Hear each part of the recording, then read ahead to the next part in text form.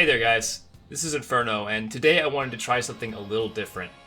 I'm going to be doing post-commentary over our clear of Turn 9 Nael Deus Darnus. This isn't a raid guide or anything like that, it's just an explanation of the fight kind of directed at people who haven't played the game before, to show what it is about the game that draws me in. This fight in particular is actually what I consider the greatest accomplishment I've ever had in a video game. Even though that may sound stupid, it is true. So anyways, without any further ado, let's get this started. This fight, known as Turn 9, has 4 phases in it. The first phase we're in right now starts off with Nael dropping meteors on players' heads. Players are randomly marked with red or orange symbols that denote what type of meteor is going to be dropped, and we have a predefined set of positions to drop each meteor. The reason is if 2 meteors are dropped too close to each other, they explode, killing everybody in the raid. And obviously we don't want this. The next 2 abilities that Nael will use are Iron Chariot and Thermionic Beam. Iron Chariot causes her to jump to a random player and then knock everyone away from her. This can send you directly into the walls of the arena, which will kill you instantly. Right after this, she uses Thermionic Beam, which targets a player at random and will blow them the fuck up unless everybody stands next to them. The damage it deals is shared, so as long as you have 3 or 4 players with you, you won't get killed by it. Nael will also intermittently use an ability called Raven's Beak. Raven's Beak does a massive amount of damage to the tank, and will one-shot them unless the off-healer and the tank both mitigate the damage using a variety of abilities.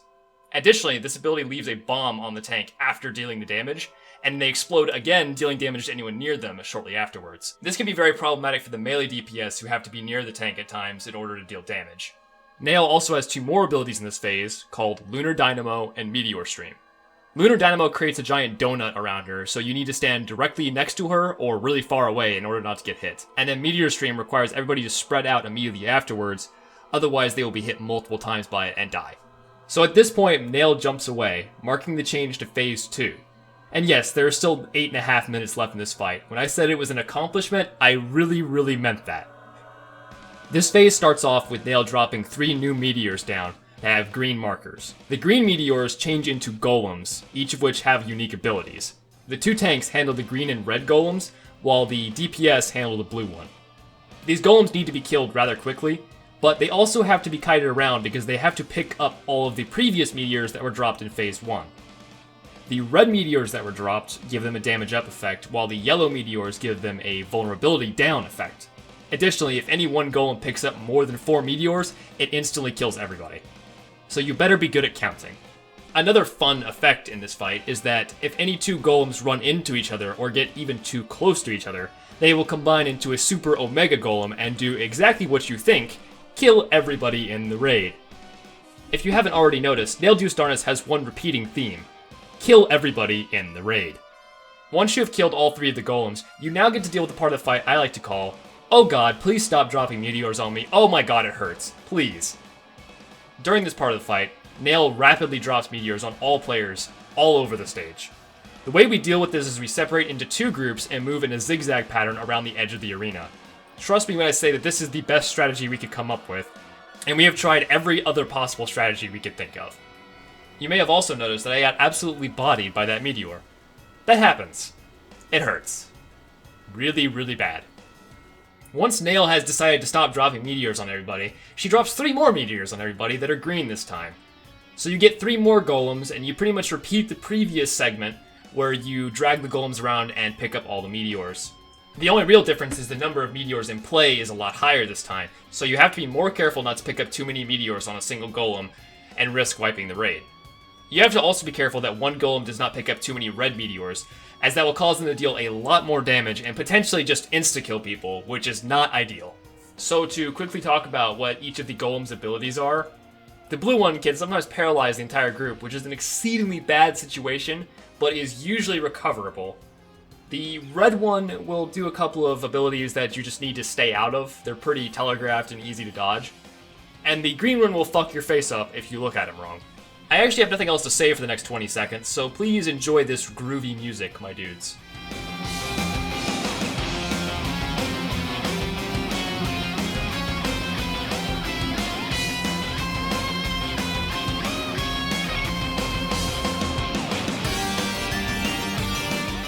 So now that we've killed the second group of golems, a couple of important things happen. The first is that Nael casts Mega Flare, which does a fuckload of damage to everybody in the group and needs to be mitigated accordingly. The second is that the music changes. And the third thing that happens is we go to Phase 3 and the fight actually starts. So right off the bat in Phase 3, Nael Deus Darnus dives down on the person with the highest enmity. This should be the tank, and the tank should be separated from the group. If it is not, you are fucked. Directly after this, she realizes that diving down herself was not enough and drops a building in the center of the arena. These buildings she dropped are called Heaven's Fall, and they cause explosions in very specific patterns. Because of this, we can always predict which way to move at the start and not have to worry about getting hit. Directly after Heaven's Fall, Nael brings down her little friend, the Ghost of Mericidia. The Ghost of Mericidia is an ad that does a lot of damage and chains itself to multiple players. If the ad is not killed fast enough, it will kill all the players it is chained to. This is obviously not a good thing. Also, at the same time, Nael marks a player with Garrote Twist. When the ad dies, it drops 3 circles on the ground. Each circle will remove a Garrote Twist, or a Garrote Stack. In this case, we're pushing the phase so fast that we don't have to deal with this mechanic more than once, but it's still worth noting that it's a pain in the ass. Another thing that Nael likes to do during Phase 3 is throw black holes at random players. She thinks it's funny to leave AoEs around that pull you in and get you stuck and kill you. So she does that, and she doesn't give a fuck about your feelings. So right around this point in the fight, Nael realizes that you guys are not suffering enough. And finally, transforms into Super Saiyan 4. And that begins Phase 4 with Bahamut's Favor. Directly after casting Bahamut's Favor, she casts Bahamut's Claw. Bahamut's Claw is a rapid series of attacks that deal more than enough damage to kill a tank 3 times over.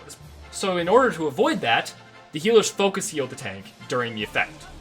Directly after that, Phase 4 kicks off with the Fire Ice Lightning combo. You may not be able to see them because I'm looking down at the fight, but there are 3 dragons flying around above us. One dragon shoots fireballs in the group that mark you with burn.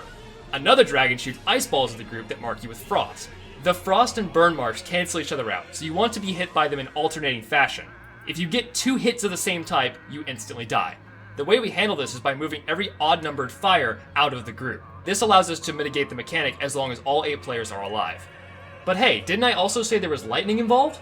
Yes I did. The third dragon marks random players with Thunderstruck.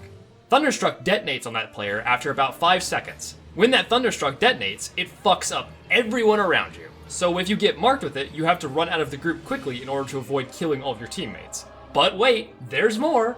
Most of the mechanics of this phase require you to stack together, so you have to react very quickly and move in and out of the group just fast enough not to get hit by anything else. So now, let's talk about all those other mechanics that are going on. So while all of this is going on, you also have to deal with the previous mechanics Iron Chariot, Thermionic Beam, Meteor Stream, Lunar Dynamo, and Supernova, all at the same time! Because fuck you! And guess what? We're not even fucking done yet! Here we go! Dive Bombs! Worst mechanic ever built, 10 out of 10.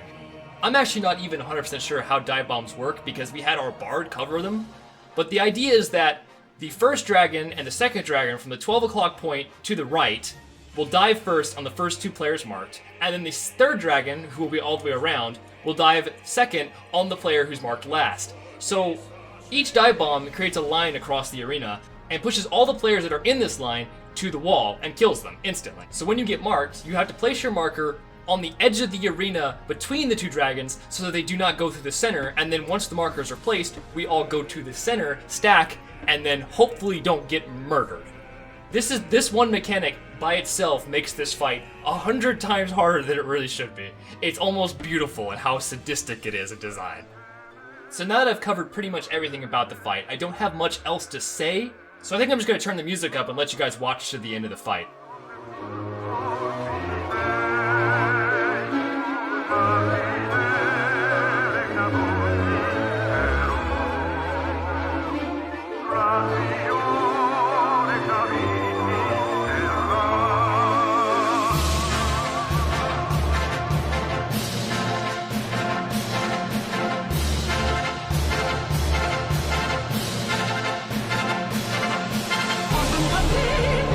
Exceed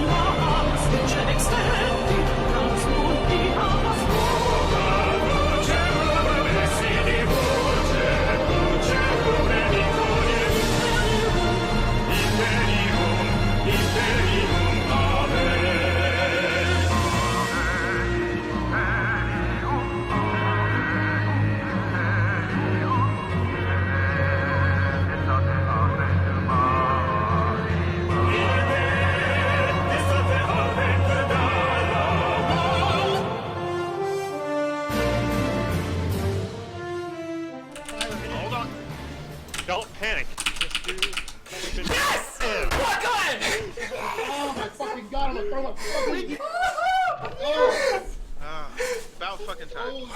Holy shit. Jesus fucking Christ. Oh my god. Oh. 4 weeks! 4 weeks of effort! No, it's 5! No, that was like 6, dude. It was Oh. a week off in there. It was Oh, all yeah. a simulation! Oh, All of it! Friends you made along the way. shit. Oh god. Did I break my keyboard? The real Nael was I was Nael. not Oh, there. yeah. There we go. Oh, look at that beautiful.